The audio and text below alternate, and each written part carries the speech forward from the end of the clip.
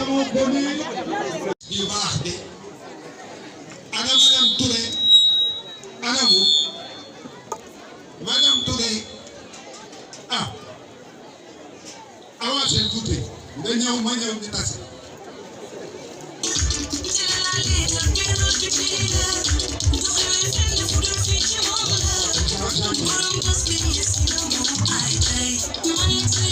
Alors, c'est la madame la directrice qui reçoit de s'adresser à vous, madame Isola.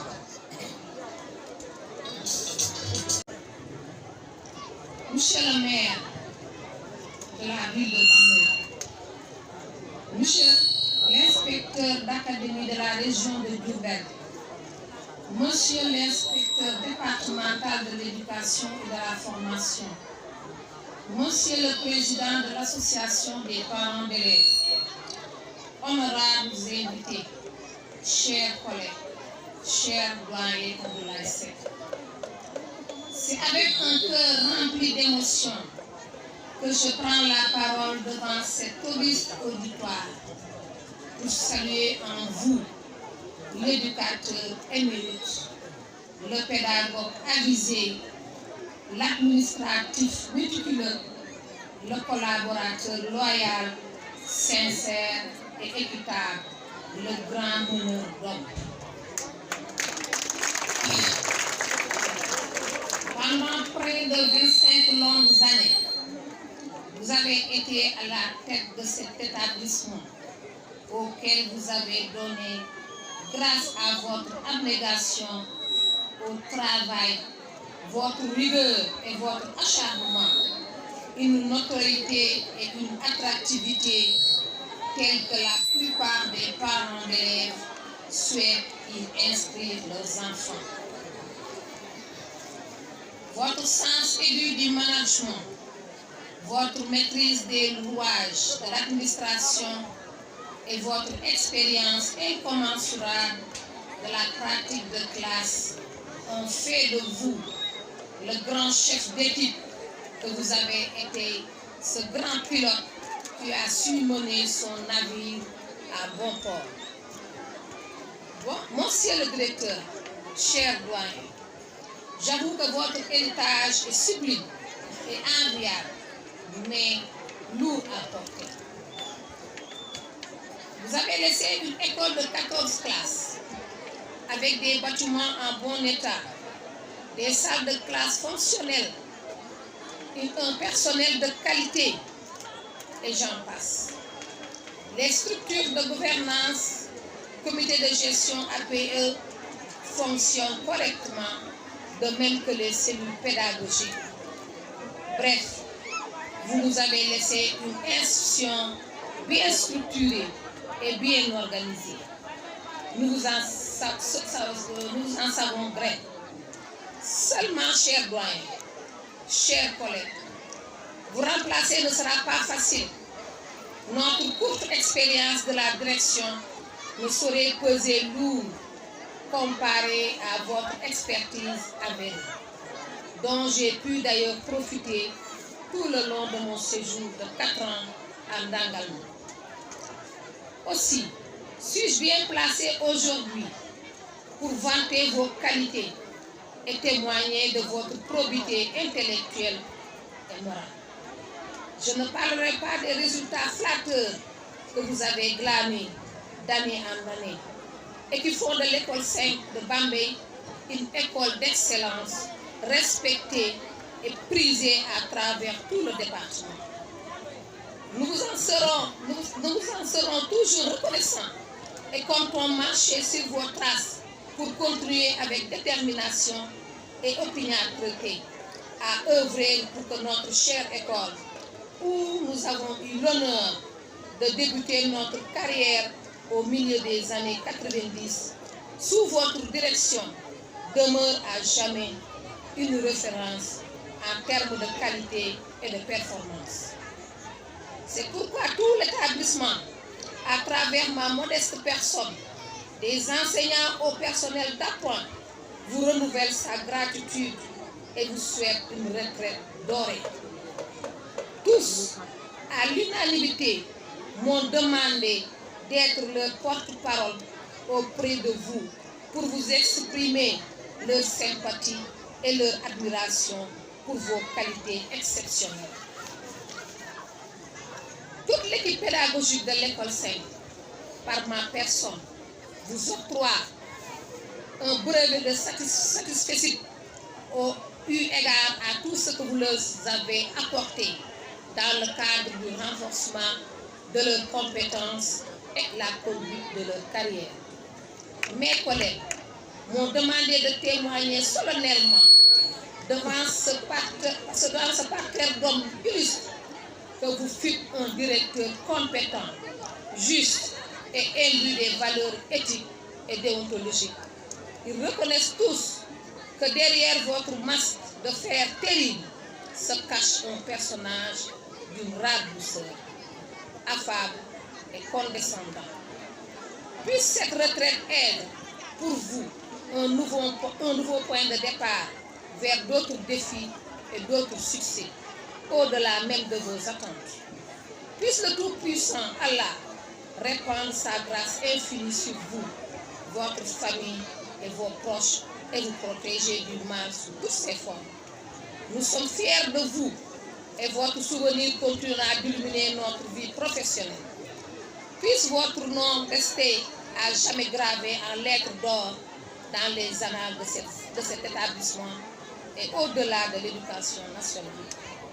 Bon vent, cher doyen, l'école 5, ton école te sera à jamais reconnaissante. Merci.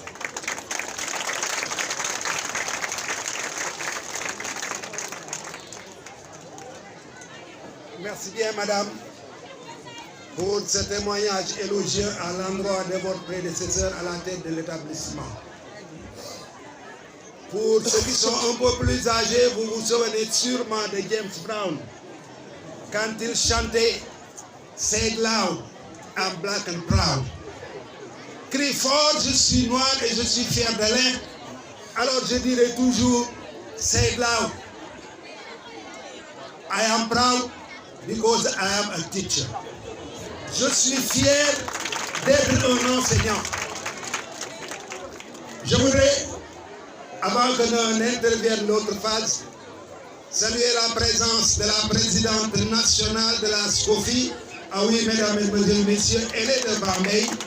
Elle est là, avec ses Diop qui plus est ma nièce. Cela dit, les élèves ont tenu vaille que vaille à se livrer à une certaine prestation, n'est-ce pas, Lobé? Et voudrait faire ce qu'ils appellent la Tchosan. Eh, Diop, Tchosan là, hein? Tchosan. Eh, Brom Tchosan.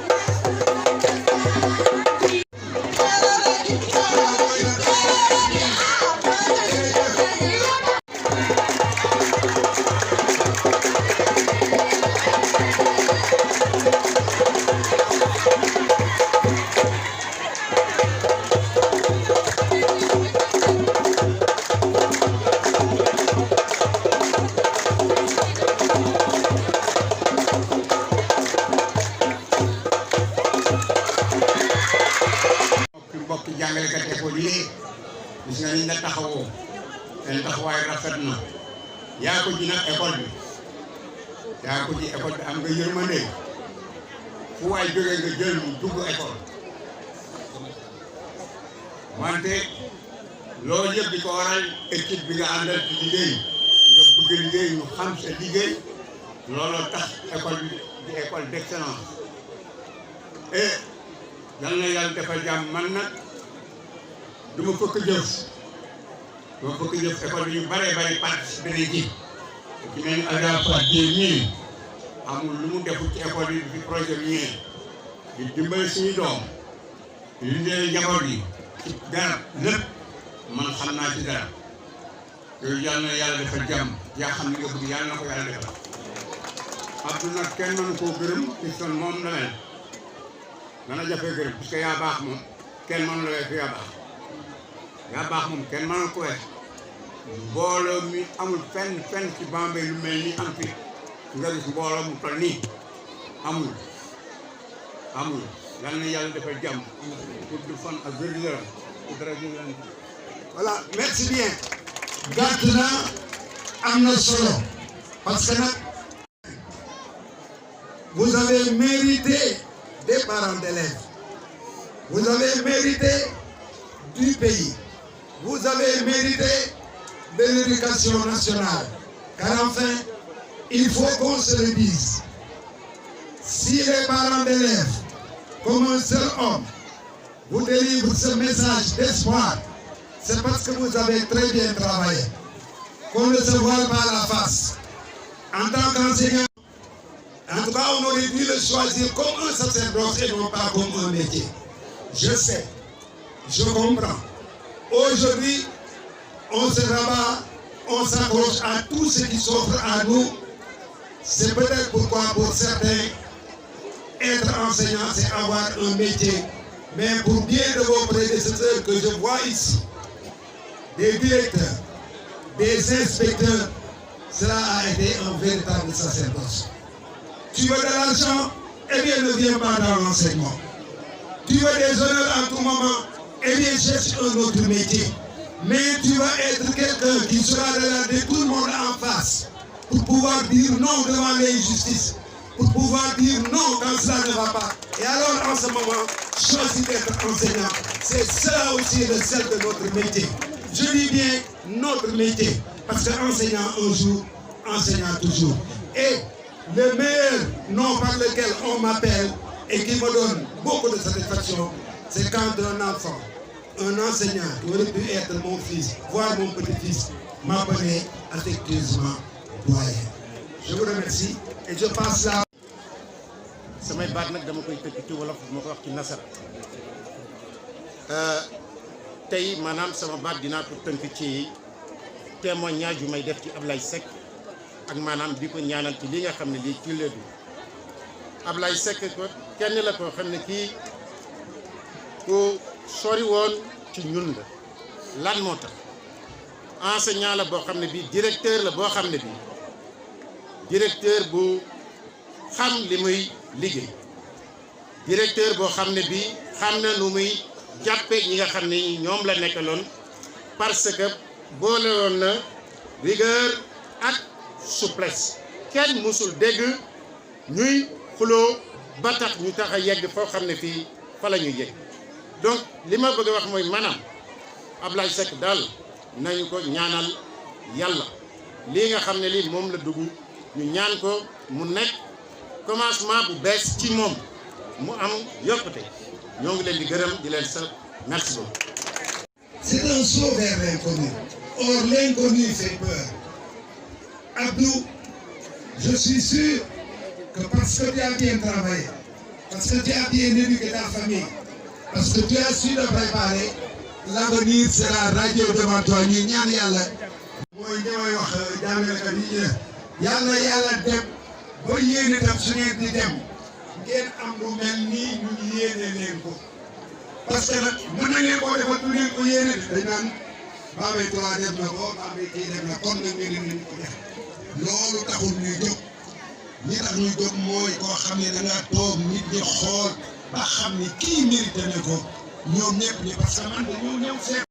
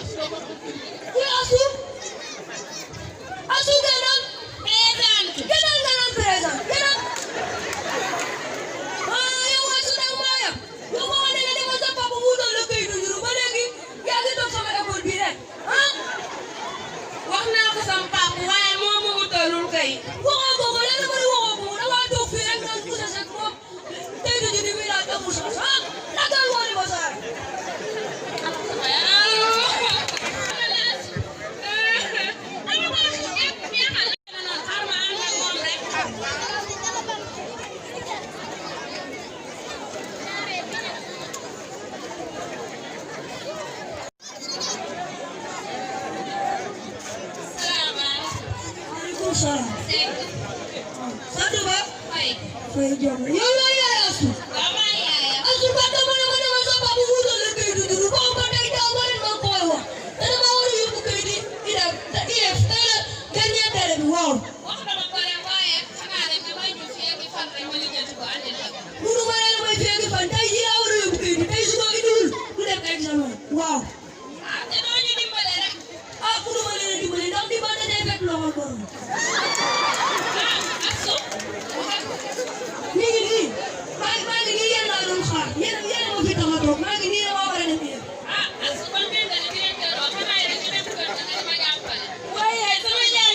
allocation yi jot ñu ñëw diw ci certificat de scolarité kese donc rek la deuxième chose et c'est important ils ont parlé des extraits de naissance. Est-ce que vous savez que la définition première du mot apatride, c'est lorsqu'on ne peut pas vous situer géographiquement. Or, quand vous n'avez pas d'extrait, tu es un apatride.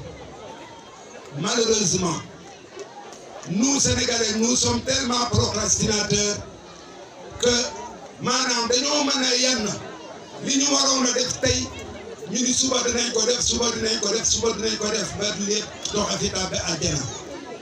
S'il y a une chose qu'on doit enseigner aux Sénégalais, c'est bien de leur faire prendre l'habitude de déclarer le rejeton lorsque après 9 mois de gestation, leur épouse met au monde un ou une enfant.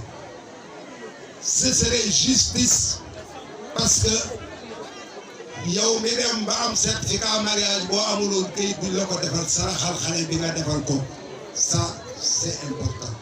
Léegi Omar Fall ana nga de devoir prononcer des mots de l'amicale des Normaliens de la 5e promotion de William Ponty 1976-1980, représenté ici par de l'association des parents d'élèves. Chers parents d'élèves, c'est avec une joie inestimable que nous, enfants, épouses, parents de Papa Abdoulaye Seck, venons assister à cette cérémonie combien solennelle que vous organisez en l'honneur de notre cher papa. Nous vous remercions infiniment, initiateurs de cette cérémonie. Nous vous en sommes vraiment reconnaissants. Vous, membres de l'équipe pédagogique, cette cérémonie inoubliable que vous l'avez organisée pour un homme qui le mérite bien, notre cher papa. Il a été plus à la hauteur qu'il avait à faire. Le rôle de papa, celui de directeur, pour le premier, il a accompli grandement.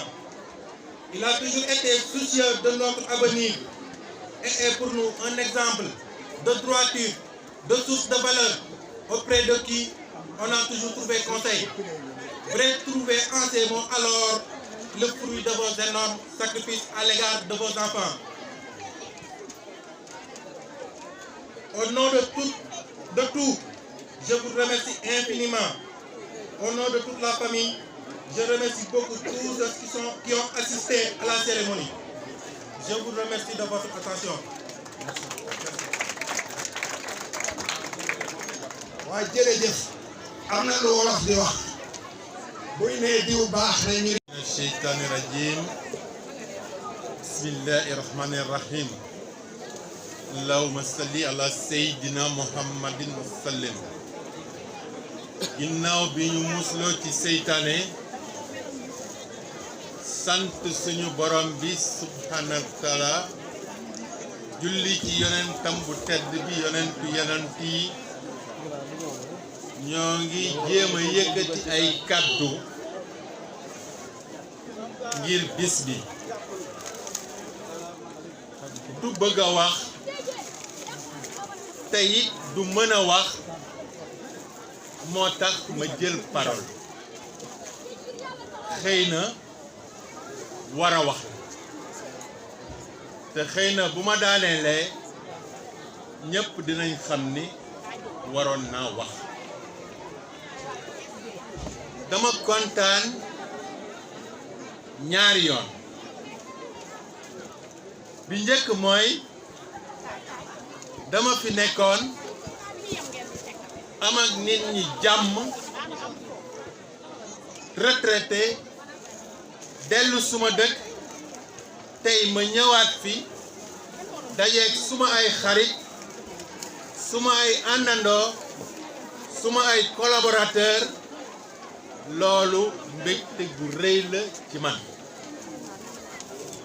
ñaareelu mbégte bi mooy li ma indi di farata bi muy sama xarit sama doomu ndey Abdoulaye Seck mi ñu defal feet tey ji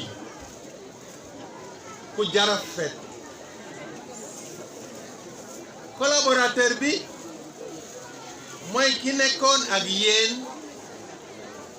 fukki at ak benn nekk fi inspecteur ci fukki at yooyu ak benn ma jiite kër gi juróom-ñaari at sama collaborateur yi ñi ma gënoon a jege mooy sama collègue yi mais moi je disais que je suis l'ami des enseignants et de tous les enseignants.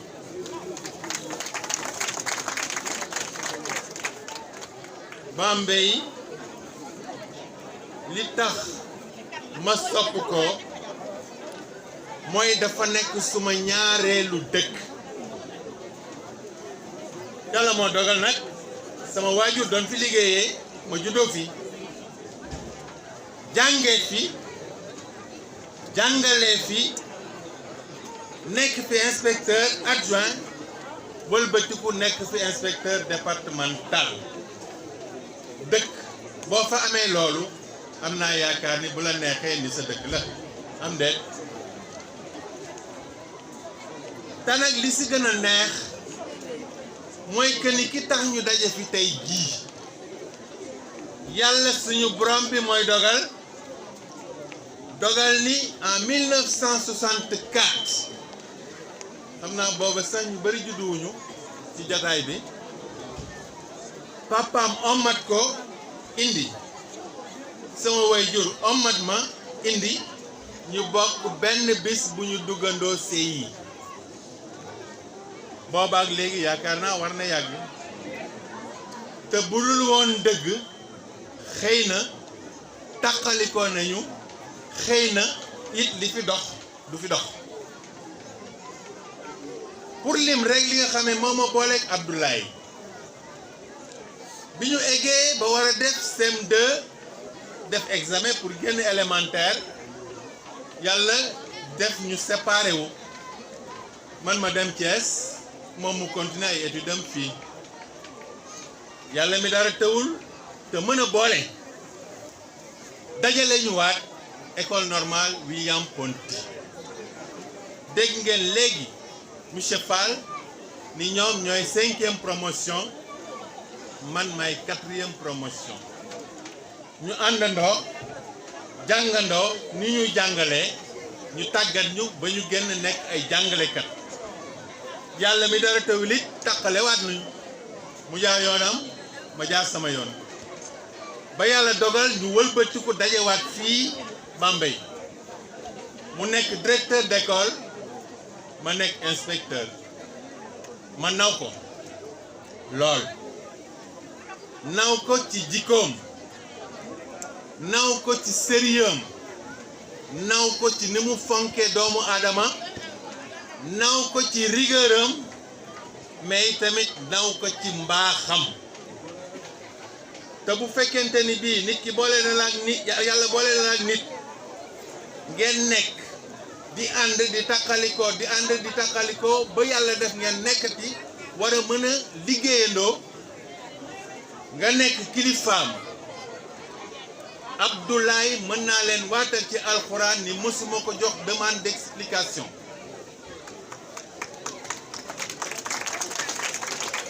Abdoulaye mësuma ko gëdd mësuma ko woo sama bureau di ko remonter mësula am te yàlla rekk tax may wax lu ko waral du ci man ci moom la ci jikkoom la Abdoulaye raar na nga ñëw ci école bii heure de travail comme en dehors des heures de travail te fekk ko te ñi mu nekkal di équipe pédagogique am war nañu mën a seede loolu Abdoulaye s'il n'est pas le meilleur directeur il fut parmi les meilleurs directeurs que j'ai eu à avoir à Bambey. Abdoulaye, c'est quelqu'un qui sait gérer son école sur le plan management avec son équipe pédagogique.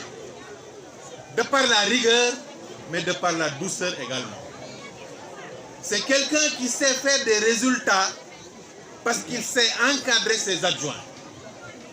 Abdoulaye, nit daana ñëw ni inspecteur dama bëggoon def pratique dama bëggoon nga yóbbu ma école Ablaye Seck parce que daanaka nee nañ ku fi ñëwaan assuré nga sa admission lay gàcce ngalam loolu bu fekkente ni bii mi ngi ci jàngalekat bi mi ngi ci directeur d'école bi mën nañ am yaakaar ni école ba mu ne war na mën a bokk ci meilleure école département bi te loolu mooy li am bu ma waxul dëgg ngeen wax ma ko Bambey 5 fait partie des meilleures écoles de Bambey ça je le dis et je l'assume te nag li gën a neex ci sama diggante ak Ablaye mii nit sekk naa nit li ma fi lim yëpp sekk ko moom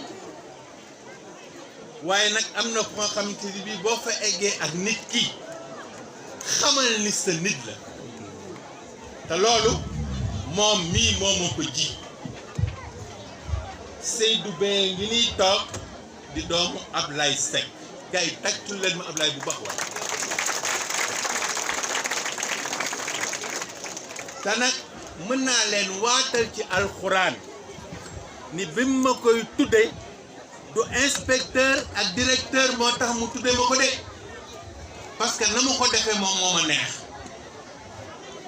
Ablaye dafa toog ba 10 heures un dimanche allo inspecteur ma ne ko allo Abdallah na nga def mu ne ma maa ngi fi rek quoi ma ne ko Abdallah yow foofu nga toog fu mën a di mu ne ma ah yàlla dafa dogaloon tey jii may tudd moo tax sama gars yi ngi ci ginnaaw ma ne ko ah loolu de moom macha allah yàlla na xale bi mag waaye tam de bàyyi mu ne ma nag maa ngi lay jégglu mon ami mon inspecteur parce que dama la tooñ li may wax boobu rek laay ne ma taxaw na ma ne ko ah laay daawa ma tooñ de mu ne ma tey de kon tooñ naa la ma ne ko la xaw mu ne ma kii nga xam ne moom doon tudd tey yow laa ko tuddee dina ko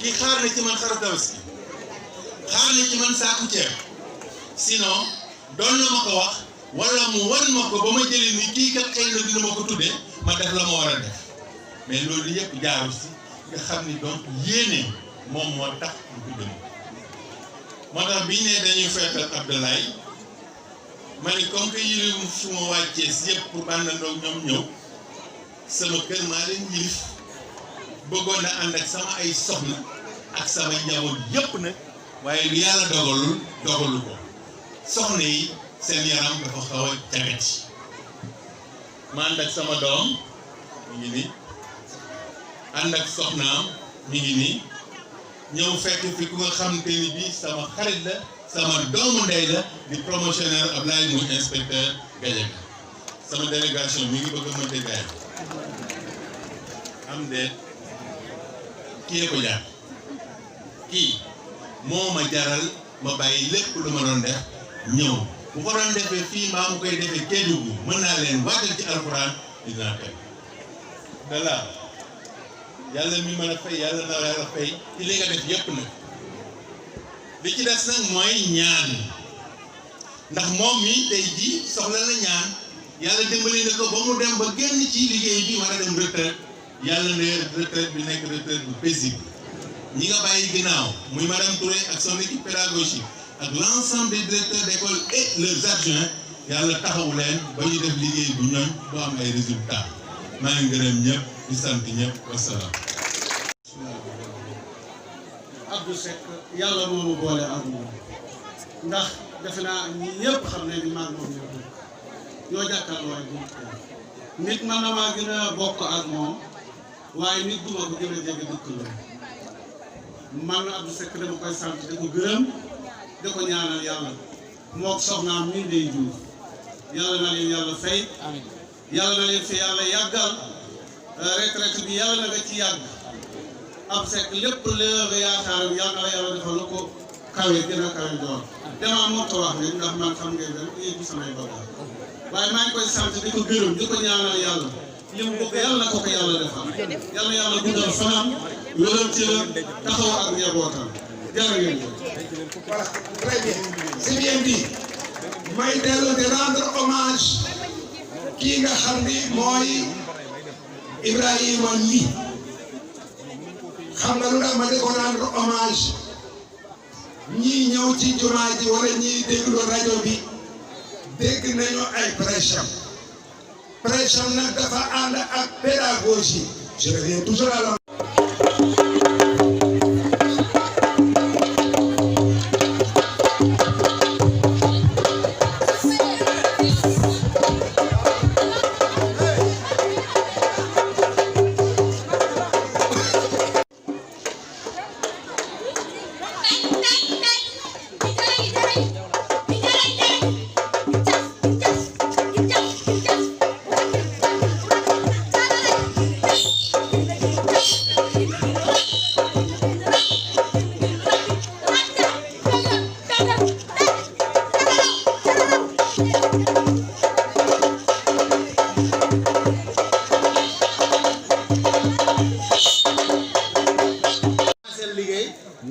lii ñu mënaluñ ko suñu bopp te man mii may magam ni ko kan yi sonnale nii ni mu kan yi sonne ci moom mii ñuy ñaan yàlla yonent ba Sëñ Tuubaa ñu fayal ñu leen ba ci deuxièmement ci yow mii suba ba léegi yaa ngi wax ci lu rafet da ngay wax ci moom kii man jabat ma wacc moo ko moom en 1950 la am fii ci Bambey ñu bokk bàyyi mu tegu ci sama kaw maag Badara Seck magam bi mu nàmp jox ko mu nàmp gendarme ba ñoom maas kii ci Kilifteen lay wéy barke alxuraan te ñuy dëkk chef du village baa ngi ne ñoo bokk bàyyi ñun ñii suñu bàyyee toppalante moom nag nañu diw baax na déedéet na ko bokk na ko ay bokkam wax mais giñ naa ci suñu ma Samba Mbakke mii saab sa ne moom mii dina bi jaaw teranga inshallah gërëm nañ suñuy bàyyi gërëm nañ ko suñu yaay gis na tewel bu ma tax ma may ko 2000 bu dolli woon ma bu mënoon a tax ma may ko junni bala ñaari junni baax na loo koy wallaahi aka baax xam nga nit diw kay na du jur muus kay na du jur muus oh Ablaye bay bien Ablaye baax bon léegi vraiment dafa am rôle bu rëy bu muy joué ci scolarisation bi fii kon même bu ñu joxoon parole parce que nit bu la liggéeyee dara su ma doonee président départemental de raam ba toog régional de raam ba doon national kon war nañu fee mën a def parole bu ñu ko deful ma def waaye l'ASCOFI a été créé en 1993. Vous faites partie des membres fondateurs de la scolarisation des filles avec Gora Bada, Sidi Dia ici et d'autres. Vous avez bravé forcément. Vous avez été dans la bourse, en charrette, en vélo, en taxi-brousse, en pied pour accompagner les enseignants qui ont eu à faire un travail excellent pour le relèvement du taux de scolarisation. Aujourd'hui, si le taux de scolarisation a connu une hausse considérable à travers le département de Bambey, vous y avez joué un grand rôle. Donc on vous remercie au nom de, non seulement de la SCOFI départementale, non seulement au nom de la SCOFI régionale, mais au nom de la SCOFI nationale. Je vous remercie. Très bien. Alors, il y a une affaire là ici quoi. Quand je regarde M. Touré, la région de Diourbel, faites, chers enseignants, que Bambey retrouve sa place d'antan. Bu njëkk dañuy wax Bambey numéro 1 Ndiarème Mbacké ñëw que monsieur l'inspecteur Tine me pardonne mais booba bu ñu nee football ñu ne foyer bu Bambey bu ñu nee théâtre ñu ni foyer Bambey bu ñu nee CEP ñu ni école Bambey waa gaa ñi mën ngeen ko ba ci BFM mën ngeen ko xam ngeen ko am ngeen capacité bi vous savez ce qui manque votre engagement. Je suis sûr que personne, et je répète, je souligne, personne au Sénégal ne vous devance sur le plan des connaissances qui doivent mener à la réussite des œuvres. Pensez-y, pensons-y, et ensemble nous ferons de Bambey une ville véritablement d'études, de réussite pour nos enfants. Merci beaucoup. maa ngi nuyu mbokk yi nga xam ne ñëpp ñoo fi teew muy suñu kilifa yi suñu collègues yi ak dëkkandoo yi ñëpp maa ngi leen di nuyu wax dëgg yàlla maire bu sañoon teew fii mais yàlla dafa dogal mu dem voyage actuellement il est en France dafa dem voyage donc bi si guddi mënuma ko jot sax mais dama ko envoyé message par WhatsApp wax ak moom fàttali ko mu envoyé ma mu ñëw kon man ndaw laa te ndaw nag ah dangay fexe mat ndaw parce que su ma doonee ndaw meer ñëw ba fii mu ñëw ne ma loo fa wax ma ne ko waxuma dara ah su boobaa dafay doy waar te aussi ñu nekk dëkkandoowu école 5 du ma wax dëkkandoowu monsieur Seck sax mais dëkkandoowu école 5 parce que monsieur Seck xëy na daf fi doon liggéey mais bu demee aussi école 5 daf fiy des te dañuy continuer nekk dëkkandoowu école 5 parce que suñu kër mu ngi nii jàkkaarloo ak buntu école 5 kon ñun ay dëkkandoo lañu. Bambey, monsieur le maire de la commune de Bambey, monsieur l'inspecteur de l'éducation et de la formation de Bambey,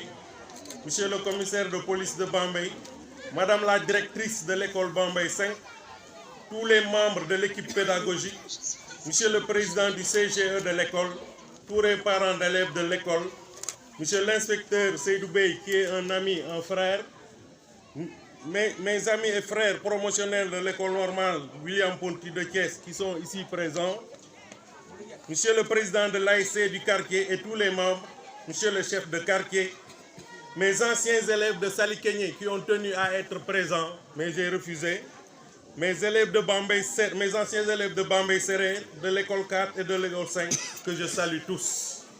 Mesdames, messieurs, honorables invités, c'est avec un immense plaisir et une émotion incommensurable que ma famille et moi venons assister à cette cérémonie mémorable que vous organisez à mon honneur.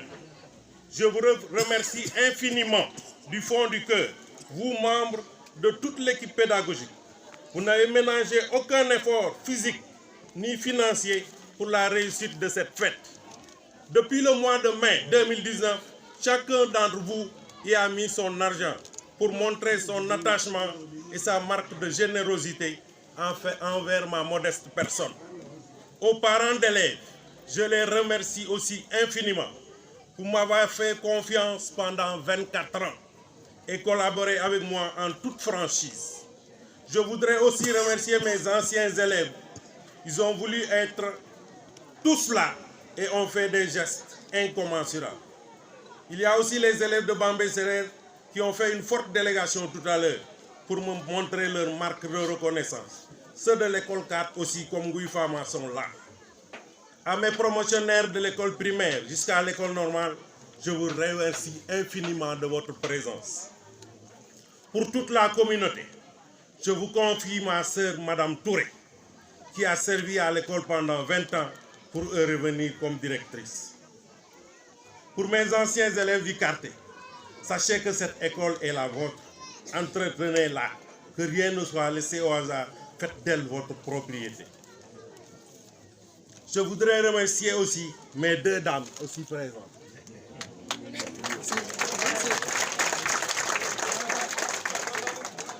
Mais pensez également à mon feu ami, Amadou Babou, qui avait tenu à être présent le 19 octobre, qui avait tenu à être présent et il avait tenu d'être là avec un pantalon bouffant.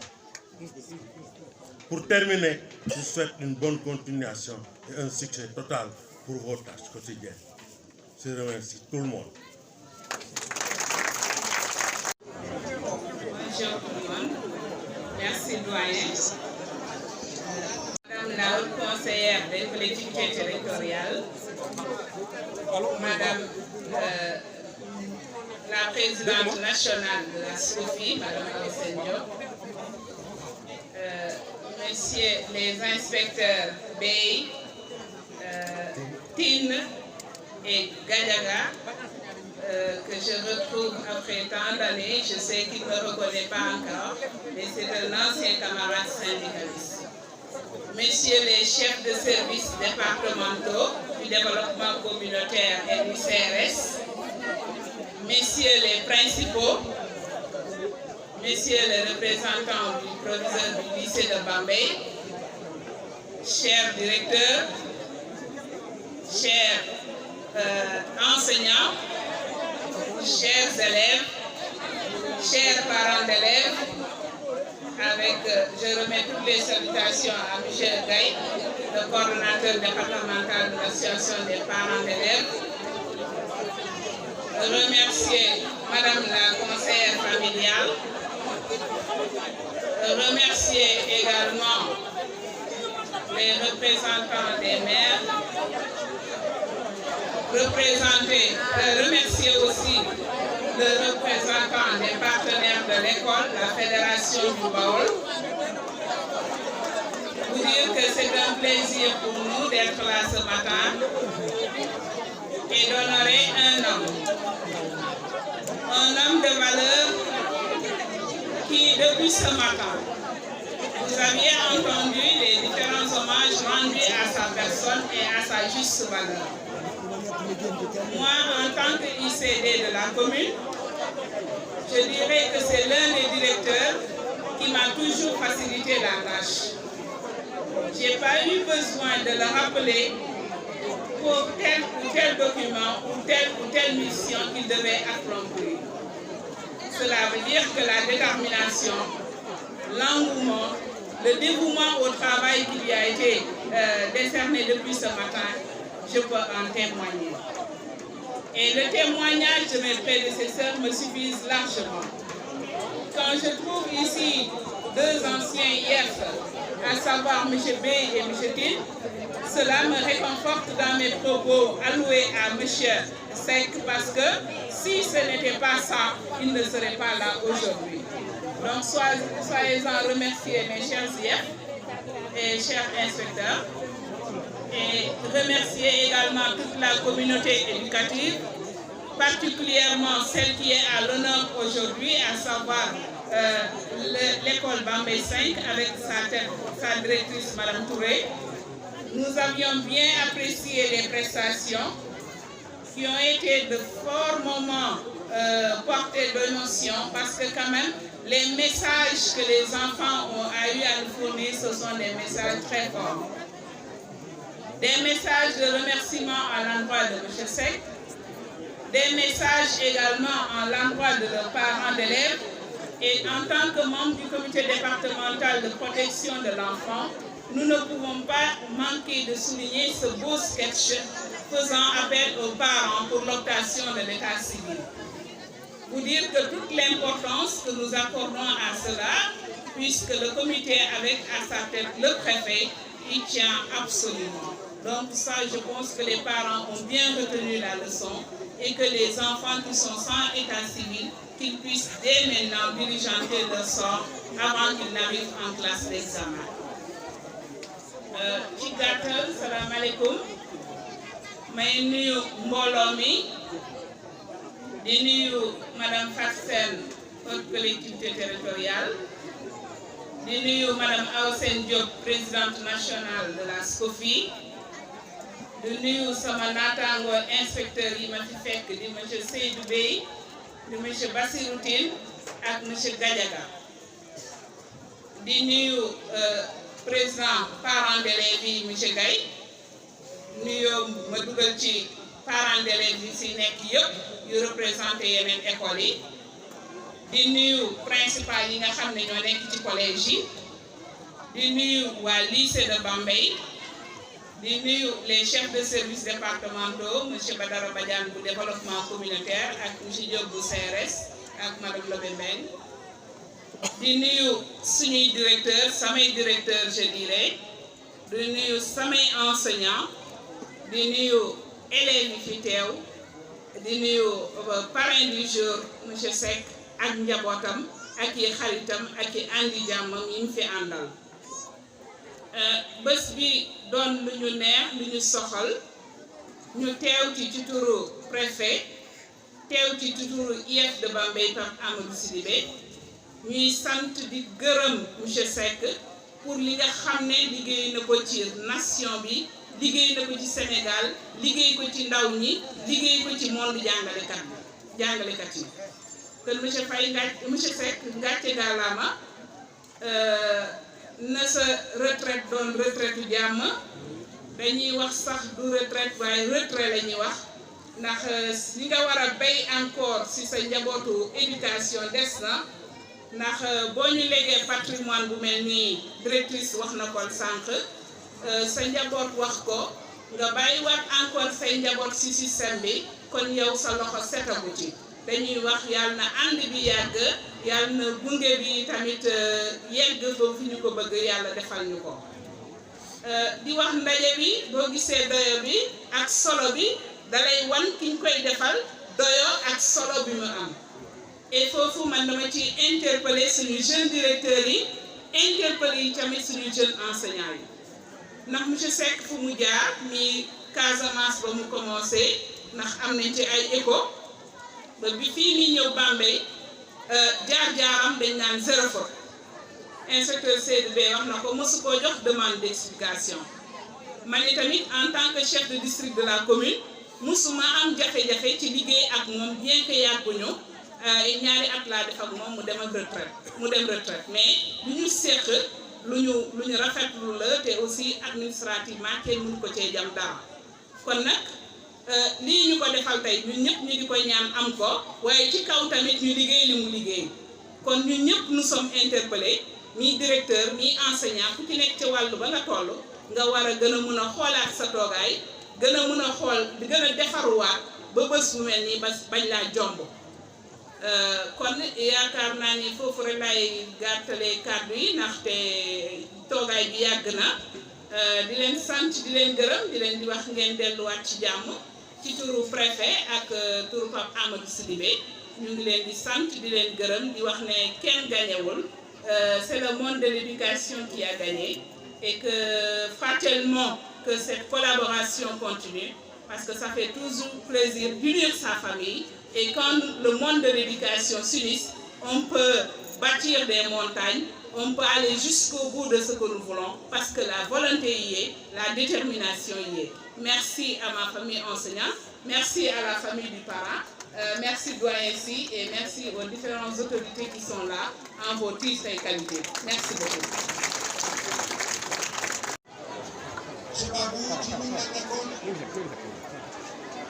yàlla def ñu demee léegi yàgg comme yëf yi ñu mën a mel rek nañ leen bàyyi xel ci moom te ñu xam ne rek lii ko dal mooy li ñuy dalee rek xanaa bis muy doy waar sant yàlla yal na yàlla nangu ñaan def mooy dindi da ko waajee waxe rek mere yàlla moom yokku ñaawaay la kon nag bu defee nañu nangu tàllalal soxna jox ko jëgal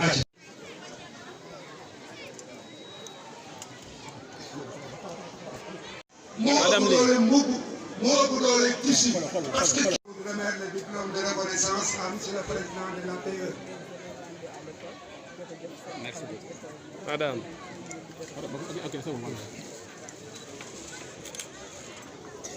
Merci bien.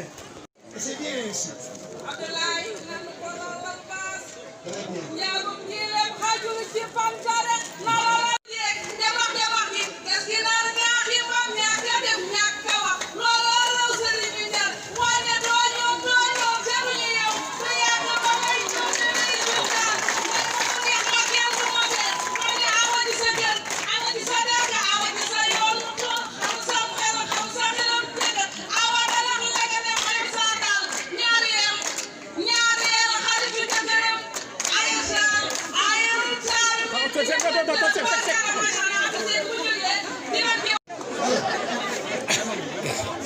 Voilà la première et la deuxième.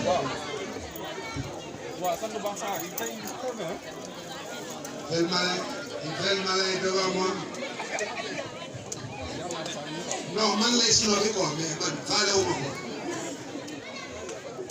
ko. Une qui traîne parmi les enseignantes là, qui n'est pas d'article marié. S'il y a une candidate, je suis là. I'm here.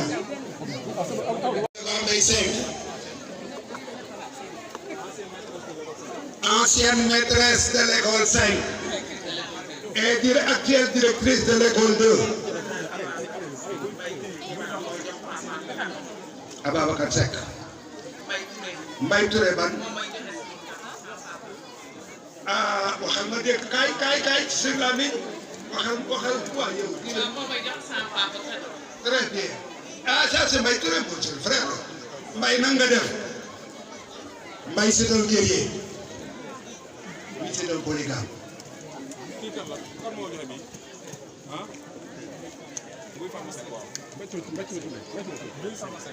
Ngouy Fama Seck, enseignante mais ancienne élève de Abdoulaye.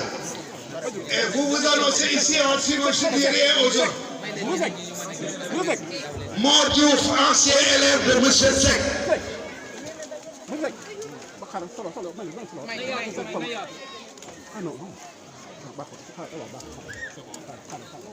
C'est l'eau. Vous avez fini? Mor Diouf, ancien élève de M. Seck. Non, t'en fais pas, Ablaye. Moi, Baye, c'est tout le dos.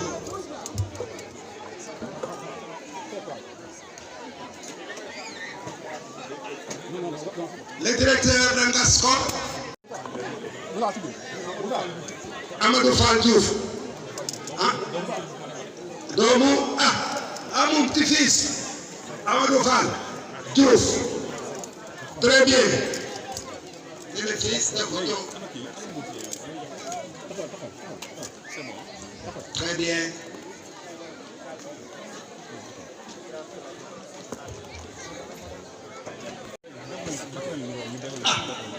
L'ami Séni, Massamba Séni Seck, ancien normalien, ancien directeur de l'école 2 qui a été brillamment traité par ses collègues. Séni, merci mille et une fois.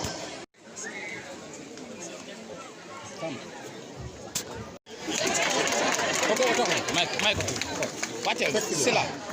Non, xam nga première yi dañuy dem ba miin la ba léegi ñu dem moom yàgg ñu. waaw maa la ko fa ma nekkoon ci aw yi maa ngi tëdd. ñoom épouse lañu, sœur lañu.